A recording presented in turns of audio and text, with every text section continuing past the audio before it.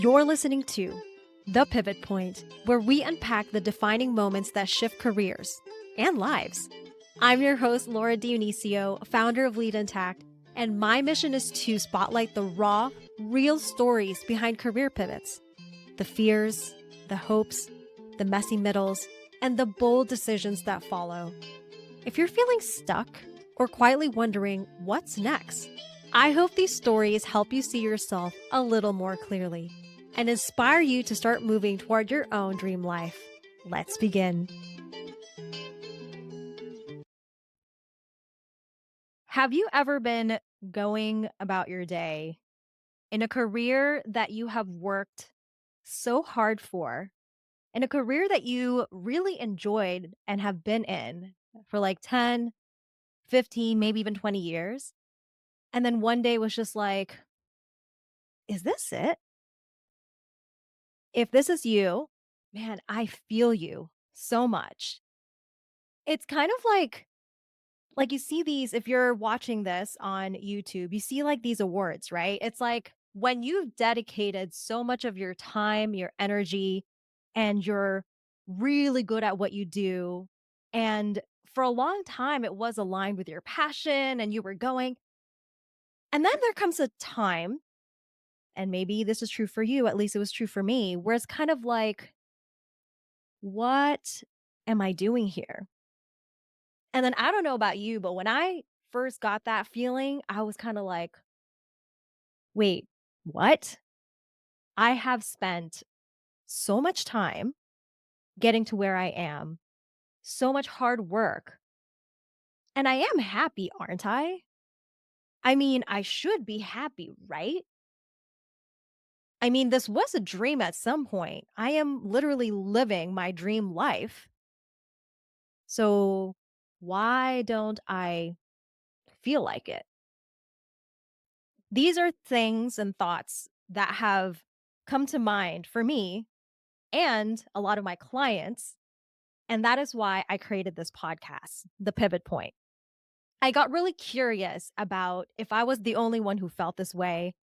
And I got really curious about other people's stories, particularly those who have gone through career pivots, whether it's leaving a corporate job and starting their own business, or leaving a career that felt so good, they worked so hard for, but then like suddenly the passion was gone and they realized, wow, this isn't it for me anymore. I got really curious and I started interviewing friends and colleagues and also reflecting on career pivots in my own life. And that's what I hope to share with you here on this podcast. So, what you have to look forward to is some solo episodes with me, sharing some of my experiences, some of the things that I wish I knew, and also some guest episodes where I share incredible stories of people who have done career pivots, whether it's something they had to change because like a serious health issue came up and they realized, ooh, I cannot live this lifestyle anymore.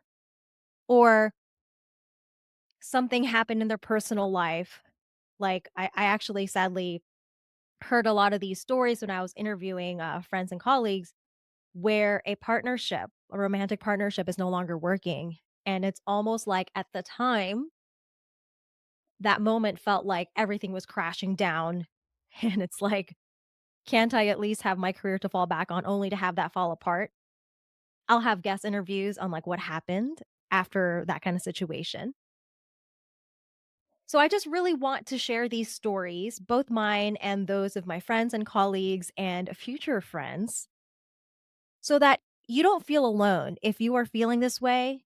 If you're in that place where you're just wondering, like, what have I spent the past 10, 15, 20 years for? And then, like, how did I get here and what do I do now? Because something that used to fill me with so much passion, something that I effortlessly worked hard towards, no longer makes sense. And I'll share a quick story with you. The most pivotal pivots, you like that alliteration? The most pivotal pivots point. Ooh, look at that. Triple alliteration. The most pivotal pivot point in my career that I remember is a time about 10 or 11 years ago. Now, at that point, I had just left a job a year prior where I got a lot of accolades. I got the bonus, I got the promotion, I got like the handshakes and the head nods of like my boss and boss's boss, acknowledgement of like, yeah, you're doing a great job. And I just felt so burnt out, so burnt out. So I had just left that job for a job that also is still fulfilling, but not as crazy. Um, I learned a little bit about how to maintain boundaries. I didn't know that word at the time, but I started to figure out like, oh, okay, well, if I let them know that I'm okay with working like late into the evening when nobody else is, then, they will take advantage of that. And, so I learned those type of lessons and I was 1 year into this job. I was so happy. I liked my coworkers. And for the first year into the job, I was doing this commute. It was a horrendous commute. I lived in Southern California at the time. So, my fellow Southern Californians, you get this. I was living in Los Angeles at the time and commuting to Orange County. On a good day, it would take like 45 minutes. But if I was even like 15 minutes late in the morning, hour and 30. So, a year after doing that, I moved in with my best friend and because he did the same commute. And so I had just moved into a new place with my best friend. I was super excited. Like we were hanging out all the time anyway, but now we were roomies. I had just started establishing my community there, like new friendships. Specifically at the time, I was huge on CrossFit, not so much these days, but the sense of community was there. I was really excited. I felt like I was getting my groove because when you start a new job, it's kind of always like, oh man, I used to be the expert in my other job. I knew who to talk to, but now I don't, right? And it takes some time to get used to. So I was at a point in my life and my career at that point where I was finally getting in the groove. Like I said, starting to kind of lay down roots. And then a thought popped in my head like, huh, I want to move to New York. And you know what? Immediately I was like, what the hell, Laura? You just moved here. You are just now making friends. How dare you? Right? Like I was making myself wrong for it for a while. I just kind of pushed that thought aside. Like, no, that's inconvenient, right? That can't possibly be how I truly feel. It makes no sense, right? From like a logic perspective. If that resonates with you, I just want you to know that first of all, it's okay. It's okay to feel that way. And it's okay even if you feel guilty. But here's what I wish I knew then. If I could go back in time, from 10 years ago, I would tell myself how you're feeling is valid and you can feel that and acknowledge it without deciding to go up and quit your job and go move across the country or whatever. There's like a space in between, and I think sometimes we forget that. I think sometimes that we think once a thought pops up, if we admit that it's true, then we have to do something about it. Not necessarily true. Now, what ended up happening for me, and maybe this is happening for you too, it was kind of like a quiet voice in the back of my mind. You know what I mean? It was just kind of like, wouldn't that be nice if, but I couldn't even let myself complete the thought because I was so set on like, no, enjoy the time. You just moved here, blah, blah, blah. Like, what, why are you doing this? You work so hard to like get yourself out of the situation. You're finally in a stable place with like that kind of thing. But that voice was still kind of there in the back of my mind. Like, hmm, what would that be like if I moved to the East Coast? So finally, I quit my job and moved to the East Coast. I'm just kidding. That's not what happened. That's not what I'm suggesting you do. But what actually happened was one day as I was having Sunday brunch on my own, because that was one of my things that I loved doing at the time was like finding a new restaurant and having brunch. I was like, where was I living? I was in Lake Forest, which is kind of close to the beach. So I would just drive to the beach, like go get like a delicious brunch by myself and just kind of reflect. And one day, this was maybe like several months into having that thought in my mind, I just let myself dream. And I was just kind of like, yeah, I want to move to the East Coast. And once I actually opened my mind and my heart to the idea, I stopped freaking out because I stopped putting any sort of expectation on myself other than to just lean into what I actually wanted without feeling like I needed to know how to get there.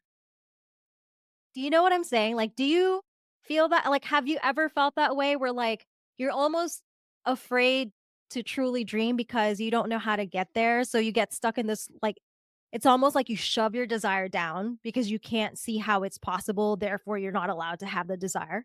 I'm here to tell you, you're allowed to have the desire. You don't have to do anything about it. You don't have to have the solution. You don't have to have it all figured out. You don't need to know the timing. I think it's such a gift when you allow yourself to open up to the dreams that you have because you don't know. You might, like, that dream might come true. And for me, let me tell you, it's still, I have had other pivots in my life since then, but this is the first time that I consciously chose to say yes to my desire without feeling and forcing myself to come up with some sort of a plan. So what ended up happening, so there I was, like, having brunch, sipping coffee, finally saying yes to my heart's desire, which is I want to move to the East Coast. And as soon as I fully leaned into that, I felt like I couldn't have described this at the time. This is me in retrospect, so remember this. I felt like a release, a relief, and my heart and my mind felt open. There was no freak out of, "Oh my god, I just moved here," which was what was happening before. And there also was not like, because at the time I was a huge planner, there wasn't like a, "What's the steps to get there?" It was just like, "Oh, okay, cool. I wanna move to the East Coast." And when that happens, when you fully say yes to your desire, your heart opens, your mind opens. This is gonna sound so woo-woo and crazy, but I've had enough experience in my own life and through interviewing a lot of people that I know this is not just like a random thing. It's not like, "Oh, I'm special, it only happens to me." When you fully say yes to your desire and you lean in, you're like, "Yes, I want the thing," whatever the thing is, and let go of like the how or the guilt or the shoulds or the whatever, certain opportunities will come up. And they may not seem like opportunities. They only seem like opportunities when you've already done the thing and you're looking back in retrospect. So in my case, right? So I fully leaned in and said yes to the desire to move to the East Coast. What happened was it was the end of the year. This was like 2013 or so. So, like, what, almost 12 years ago.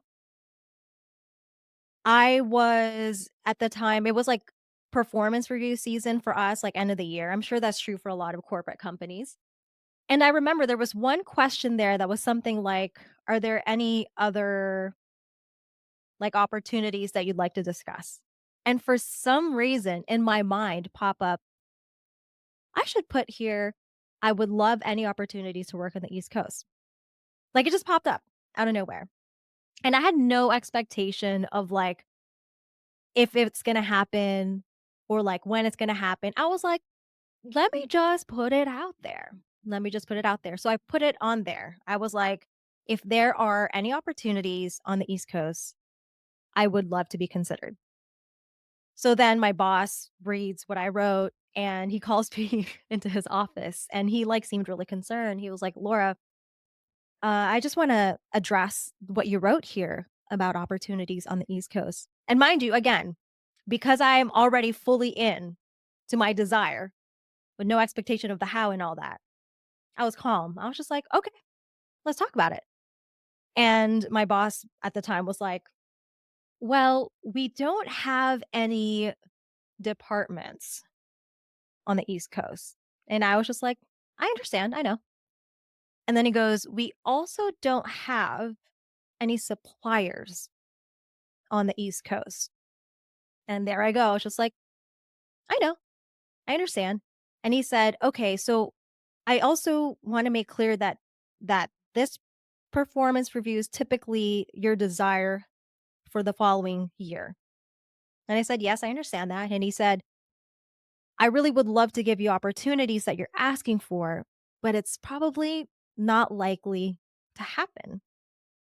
And because again, I'm fully into my desire with no attachment of how it's going to happen, whether it's through just this job or whatever. I was like, "I understand. I just wanted to put it there just in case.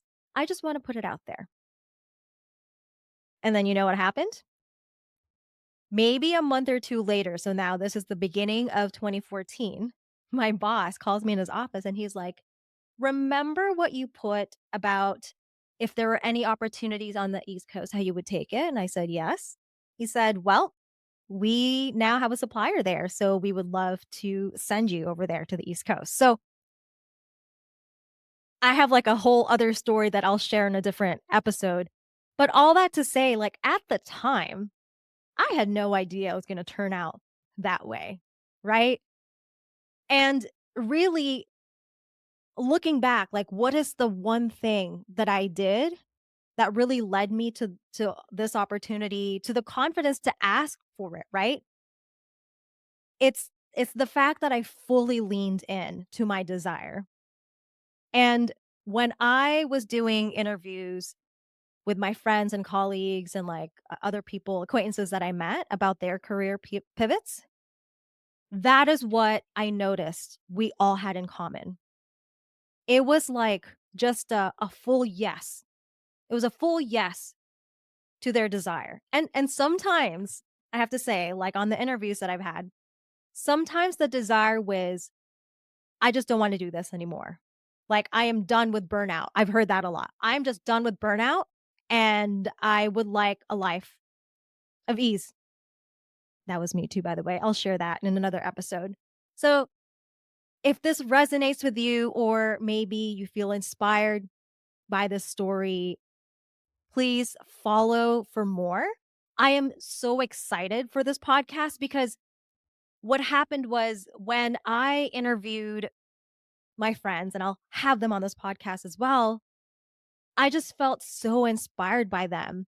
And even though their story from the outside looked completely different from my situation or anything that I've been through in the past, the things they were feeling, the thoughts they were having at the time right before they got to their pivot point, I resonated with so deeply. So my desire is to bring you these stories so that you won't feel so alone if you realize, "Wow, that's exactly how I'm feeling."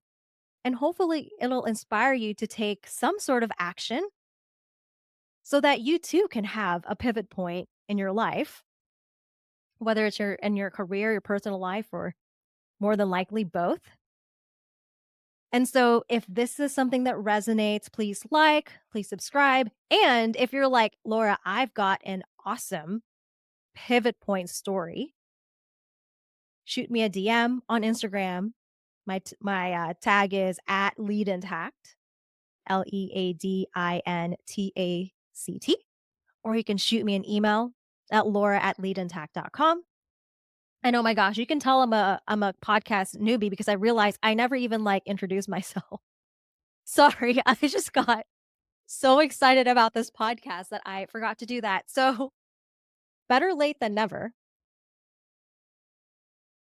Oh man, that just froze. Better late than never, right? So, hi, my name is Laura Dionisio. I am the founder and owner of Lead Intact. And our mission at Lead Intact is to change the world one leader at a time.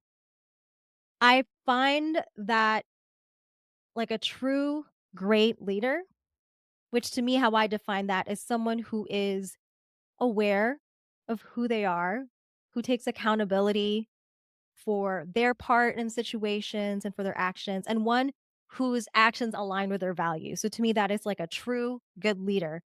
What I have found is that when we see ourselves as an empowered leader, in our whole life, okay? Not just because somebody gave you the title. Just in your presence alone, you start to empower and inspire others. And so I envision a world where most, if not all people are in their empowered leader state. And then the generations that come after us and after them are in turn empowered leaders who then empower others. And so that is why Lead and Tax mission is really centered around leadership. Now, my specific niche is working with people who have been working in their fields for like 10, 15, 20 years, and they're looking for a career pivot, hence the pivot point. So if any of that resonates with you, if you're like, actually, I really want to do a transition now, I actually have a free resource. It's called the Heart Aligned Career Transition Starter. You can find that on my website at www.leadintact.com. Now, again, I'm a podcast newbie. Let me consult my very high tech notes on if I said everything that I was supposed to. Da, da, da, da, da, da. Okay, I think that's it. I hope you stay in tune. I have so many great guests and so many great topics to share with you on my solo episodes because my true desire is like it took me probably like 4 pivots and 10 years before I kind of figured out like a faster way to ease into the transition. So my desire is that in this podcast, through these episodes and these stories I share and some of the tips and tricks, it maybe won't take you as long as it took me to go through each transition. And also, once you finally get to that transition, how can you then embody the version of you who is living the life that you want? So, with that, I will talk to you next time. Bye for now. All right, friend, that's it for today's drop. If this episode hits something deep, don't just sit with it, act on it. Share this with a friend who needs to hear it, and then head to www.leadintact.com to grab your free heart-aligned career transition starter or book a free 20-minute call with me. I'm here when you're ready to stop feeling stuck and start moving toward what you really want. Catch you next time. All right, friend, that's it.